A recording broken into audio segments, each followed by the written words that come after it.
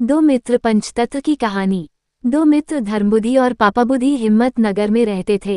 एक बार पापाबुद्धि के मन में एक विचार आया कि क्यों न मैं मित्र धर्मबुद्धि के साथ दूसरे देश जाकर धनोपार्जन कर लूं।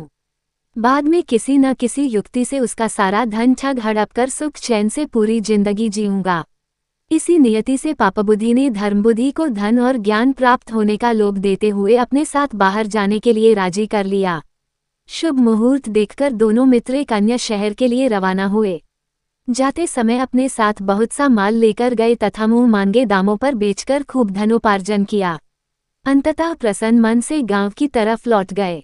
गांव के निकट पहुंचने पर पापाबुद्धि ने धर्मबुद्धि को कहा कि मेरे विचार से गांव में एक साथ सारा धन ले जाना उचित नहीं है।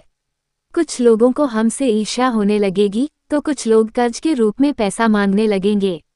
संभव है कि कोई चोर ही इसे चुरा ले।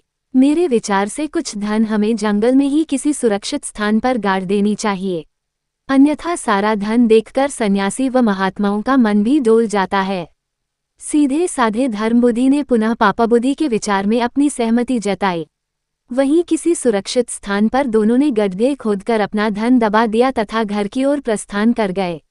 बाद में मौका देखकर एक रात को बुद्धि ने वहां गड़े सारे धन को चुपके से निकालकर हथिया लिया। कुछ दिनों के बाद धर्मबुद्धि ने पापाबुद्धि से कहा, भाई मुझे कुछ धन की आवश्यकता है, अतः आप मेरे साथ चलिए। पापाबुद्धि तैयार हो गया। जब उसने धन निकालने के लिए गड्ढे को खोदा तो वहां कुछ भी नहीं मिला। पापाबुद्धि ने तुरंत रोने चिल्लाने का अभिनय किया। उसने धर्मबुद्धि पर धन निकाल लेने का इल्जाम लगा दिया। दोनों लड़ने झगड़ते न्यायाधीश के पास पहुंचे। न्यायाधीश के सम्मुख दोनों ने अपना अपना पक्ष प्रस्तुत किया।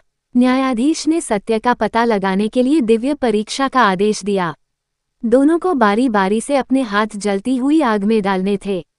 पापाबुद्धि ने इसका विरोध किया। उसने कहा कि वन देवता गवाही देंगे। न्यायाधीश ने यह मान लिया। पापाबुद्धि ने अपने बाप को एक सूखे हुए पेड़ के खोखले में बैठा दिया। न्यायाधीश ने पूछा तो आवाज आई कि चोरी धर्मबुद्धि ने की है। तभी धर्मबुद्धि ने पेड़ के नीचे आग लगा दी। पेड़ जलने लगा और उसके साथ ही पापाबुद्धि का बाप भी। वो बुरी तरह रोने चिल्लाने लगा। थोड़ी देर में पापाबुद्धि का पिता आग से झुलसा हुआ उस वृक्ष की जड़ में से निकला। उसने वनदेवता की साक्षी का सच्चा भेद प्रकट कर दिया। न्यायाधीश ने पापाबुद्धि को मौत की सजा दी और धर्मबुद्धि को उसका पूरा धन दिलवाया। सीख: मनुष्य का ये धर्म है कि वो उपाय की चिंता के साथ अपाया की भी चिंता करे।